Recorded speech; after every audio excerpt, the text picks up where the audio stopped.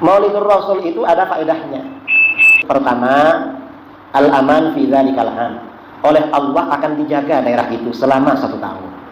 Yang kita ikuti itu adalah Rasulullah Sallallahu Alaihi Wasallam dan para sahabat, ya. Sedangkan jika kita buka di dalam hadis ataupun di dalam asar, tidak pernah Rasulullah Sallallahu Alaihi Wasallam beliau merayakan perayaan kelahiran beliau, ya, dengan cara maulid yang kita lihat sekarang tentunya, ya. Begitupun para sahabat, dari mulai Abu Bakar, Umar, Utsman, Ali, mereka semua radhiyallahu anhum ajma'in tidak pernah mengadakan acara atau peringatan maulid Nabi Sallallahu Alaihi Wasallam. Bahkan kalau kita lihat di dalam hadis, Rasulullah Sallallahu Alaihi Wasallam beliau bersyukur atas kelahirannya bukan dengan merayakan maulid, bukan, tetapi beliau lakukan dengan berpuasa, ya. Sebagaimana di dalam hadis, ya Rasulullah, kenapa hari ini kamu berpuasa? Kata Rasul Sallallahu Alaihi Wasallam, hari ini aku dilahirkan, ya. Dan jadi kalau kita mau mengikuti apa yang diajarkan oleh Rasulullah ketika bergembira dengan lahirnya Rasulullah, yakni dilakukan dengan cara berpuasa setiap hari Senin, ya. Jadi jangan dibalik, Rasulullah bersyukur dengan kelahirannya dengan cara berpuasa.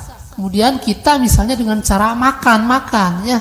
Maulid Nabi kan salah satu isinya makan juga di sana, bikin tumpeng segala macam, ya. Kemudian jika kita turun lagi ke bawah ke generasi para tabi'in dan tabi'ut tabi'in, mereka juga tidak pernah mengadakan ritual acara maulid, ya. Sedangkan Rasul menyebutkan generasi terbaik itu ada 3, ya. Pertama generasi sahabat, kemudian para tabi'in, kemudian para tabi'ut tabi'in. Itu adalah orang-orang yang terbaik, ya. Sebagaimana yang Rasul sebutkan, khairun nas qarni, kata Rasul. Sebaik-baik umat adalah di zamanku, kata Nabi, yakni para sahabat. Tsummal ladzina yalunahum, tsummal ladzina yalunahum. Kemudian para tabi'in, kemudian para tabi'ut tabi'in, ya. Bahkan diturunkan lagi ke bawah para imam-imam mazhab, dari mulai Imam Abu Hanifah, kemudian Al-Imam Malik, kemudian Al-Imam Asy-Syafi'i, kemudian Imam Ahmad bin Hambal. Beliau semua tidak pernah mengadakan acara maulid, ya.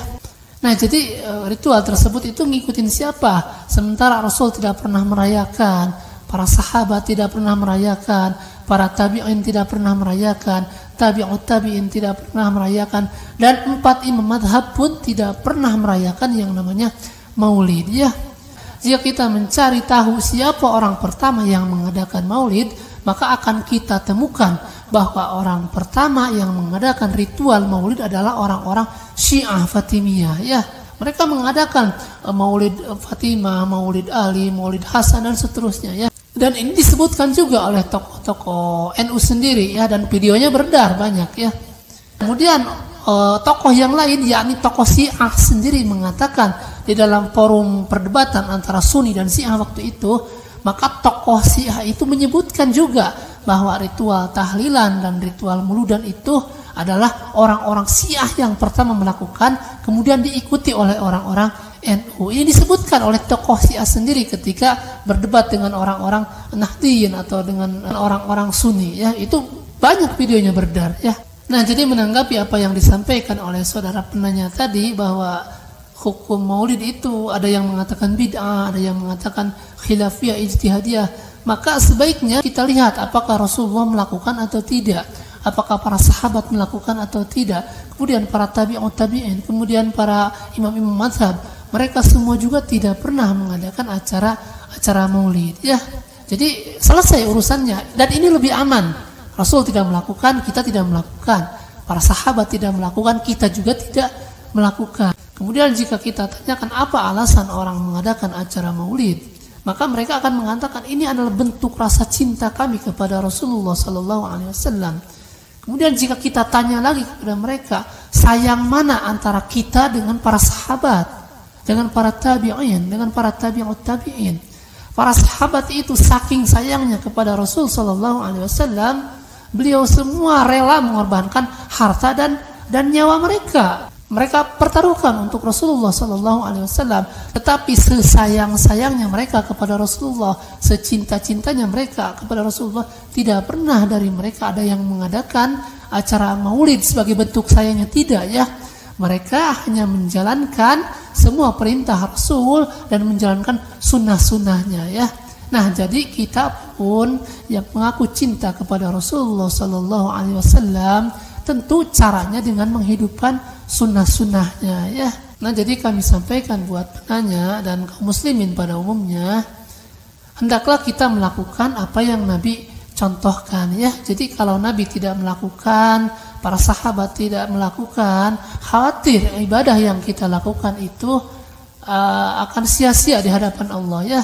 Sebab Rasulullah Sallallahu Alaihi Wasallam menyebutkan di dalam hadisnya, man ahdatsa fi amrina hadza ma laisa minhu fahuwa raddun. Di dalam hadis yang lain, man amila amalan laisa alaihi amruna fahuwa raddun.